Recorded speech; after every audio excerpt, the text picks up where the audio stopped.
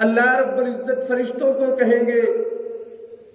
نماز پڑھنے والوں کو ان کا اجر دے دو، زکوٰۃ ادا کرنے والوں کو ان کا اجر دے دو۔ جب روزے دار کی باری آئے گی اللہ رب العزت ارشاد فرمائیں گے کہ روزہ میرے لیے ہے، اس کی جزا میں خود دوں گا۔ کیوں؟ اس لیے کہ روزے دار روزہ رکھتا ہے، قریب والے کو پتہ نہیں کہ اس کا روزہ ہے یا نہیں، بیٹے کو پتہ نہیں باپ کا روزہ ہے یا نہیں، بیوی کو پتہ نہیں ہے کہ شوہر کا روزہ ہے یا نہیں۔ یہ اللہ کا اور بندے کا معاملہ ہوتا ہے،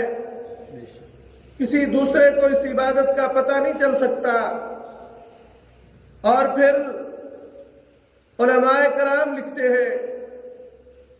کہ رمضان سے ایک دن پہلے جب دوپہر کا وقت ہے، شدت کی گرمی ہے، دھوپ سے باپ گھر آیا، بیٹے نے کہا ابا جی پانی لاؤ، ہاں بیٹا پانی لے کر آؤ، پانی پی لیا، رمضان کا چاند نظر آیا، اب پھر اس نے روزہ رکھا، پھر دوپہر کے وقت جب گھر میں آیا،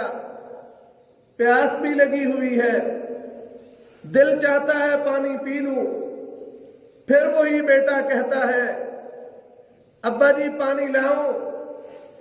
یہ کہتا ہے نہیں بیٹا میں نے پانی نہیں پینا، کل تو آپ نے پیا تھا، پیاس تو آج بھی یقیناً آپ کو لگی ہوگی، کل بھی اسی طرح آپ گرمی سے آئے تھے، دھوپ تھی، شدت تھی، کل تو آپ نے پانی پی لیا، اب نہیں پیتے۔ تو یہ جواب دیتا ہے کہ بیٹا کل روزہ نہیں تھا، آج مجھے روزہ ہے۔ اللہ رب العزت ارشاد فرماتے ہیں الصوم لی وانا اجزی بہ، روزہ میرے لیے ہے، اب اس نے اپنی پیاس کو میرے لیے قربان کیا،